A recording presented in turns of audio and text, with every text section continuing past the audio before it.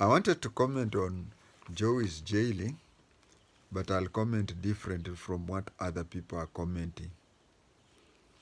Uh, when Joey has been sentenced to death, and you remember the Supreme Court of Kenya saying that mandatory death sentence is unconstitutional. Now, mandatory death sentence is unconstitutional. What do they mean here? Because judiciary, just like any other place, when the higher office makes a decision, it binds the lower officers. And even when a lower office makes a determination, it is only through an appeal or a review of the case that a higher court can grant the interpret differently or even set aside the decision of a lower court. What the Supreme Court of Kenya said, you know, judicial officers are constitutionally mandated to decide their own things based on two things: based on the laws of the country and on the evidence given. Based on the laws of the country and on the evidence given. And when they are making their judgment, judicial officers are supposed to make judgment based on previous conviction of the person they have just convicted. They also based on facts that led to the commission of the crime, and if the the convictee during the mitigations and whatever records which are brought in by social service people, medical people, whatever, those ones are the ones that determines, because if you have committed a similar offense once, you see there is the different steps. There is somebody who has committed offenses but not related to this one. There is another one who has committed offenses but related to this. So you find that somebody is convicted and the prosecutor says the accused has 5 previous convictions, none of which is similar to this. Or the accused has been convicted twice and the offenses are similar to this. Now you see that one has offenses za kutapatapa, and this one has also. So the judicial officer is given, and then there is also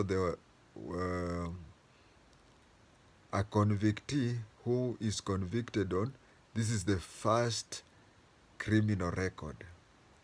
So the prosecutor says he has no previous, or she has no previous conviction. These things plus reports from various social people, welfare people, such things.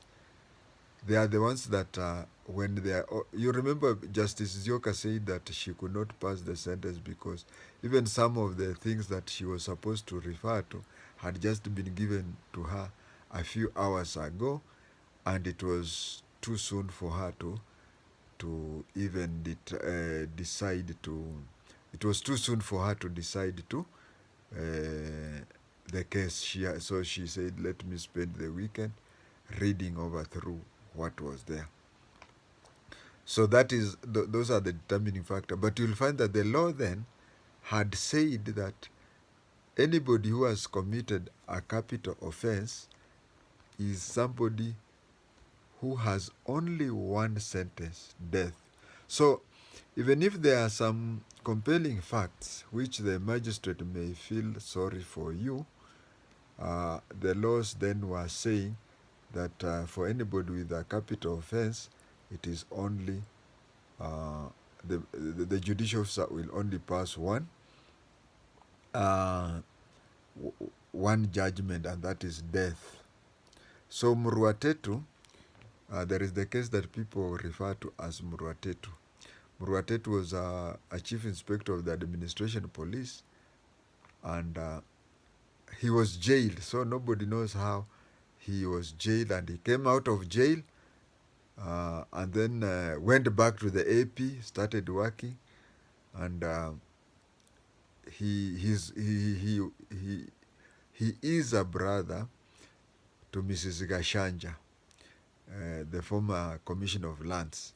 So when Mrs. Gashanja told him about the problems that his brother-in-law, who is her husband, was going through, then they organized and killed that land buyer.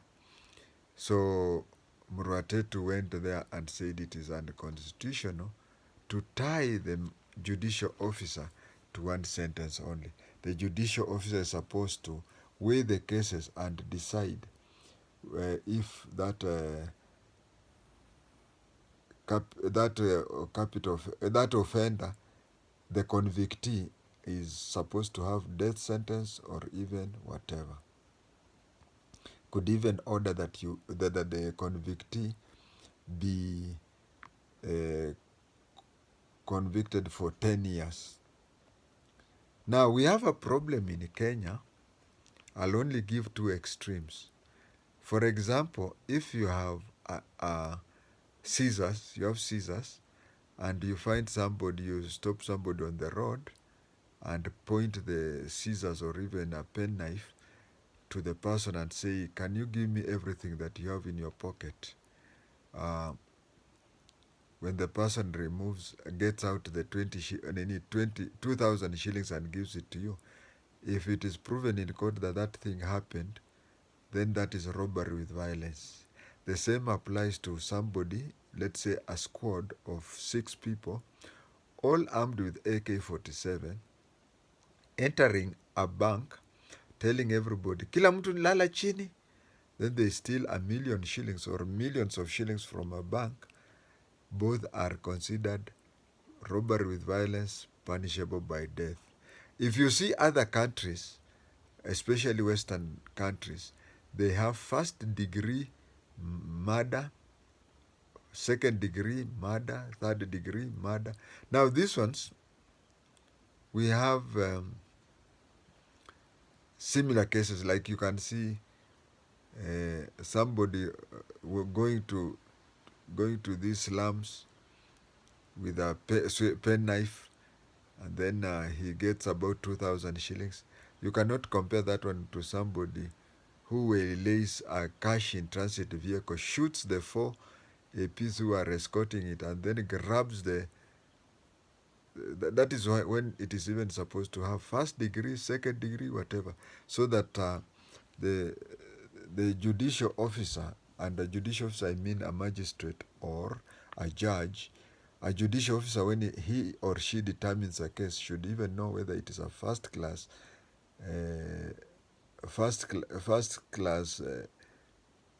murder, second class, or even third class. That is the problem that we have in Kenya. And capital offenses are 3. I've already talked about robbery with violence. There is murder and there is treason.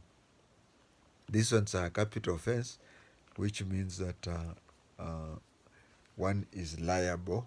If you follow the Kenyan law, that one must be killed. No, one must be hanged or killed. There are several ways of killing somebody who has been convicted with capital offense. There is the hanging by rope. There is the lethal injection. They inject you just the way you are injected when you are in hospital, but that injection has poison. It goes into your blood and you die. There is a firing squad. You go, they tie you on a stake and shoot you. There is electric. You go and use electric chair. You go and sit on the chair, and then they tie you, and then they switch on the electricity. But worldwide, the law says that if you are going to be hanged and the rope cuts and you fall and you don't die, you are released. If you are taken to a firing squad, they shoot and they complete all the bullets and you do not die. You are released. If they take you to a lethal injection, they inject you with poison and you wake up and walk. And the third one, electricity. They pass a lot of electricity in your body and you don't die. Because if they repeat it again, it means that you are serving two sentences, and which is unfair to you. The last person to be hanged in Kenya was Senior Private Ezekiel Ochuka, who had organized the 82 coup. He's the last person to be hanged. And since 1987, anybody else who was hanged is just stays and idles in the prison, and maybe get a free phone. That is when you now get a letter, hey, habari hapa ni Safaricom, we ni mshindi wa shilingi sijui nini nini, and then you send money. These people are funny. You send money to him and he immediately sends money to his people. And I can tell you, even when I'm sick for 1 month, my people have to look for food. But this is somebody who has spent 10 years and he knows he's going to spend another 30 years in jail, but still is conning you to an extent that he sends his people money. Lastly, as I finish off, this is how it used to happen those days when they used to hang people. You know, committee, prisoners, a lot of them usually go to farm. Those days when they used to hang. Nowadays, you see, you can even get a degree from behind bars. It would reach, the people used to be, people, those who are being hanged used to be hanged on Thursdays. So what used to happen is that on Wednesday, the prison authority would spend the whole day playing loud music, and prisoners would not go to farm. They would stay the whole day within, and good music would play over loudspeakers. Prisoners would not be allowed to move around because those machines would be tested, and the music is there too. You see, it used to creak, inatoa ile sauti. So when it is creaking and prisoners are listening to music in highest voice, they can't hear that. Then they would test those machines on a Wednesday, and then again Thursday they would also do the same, and the person would be hanged.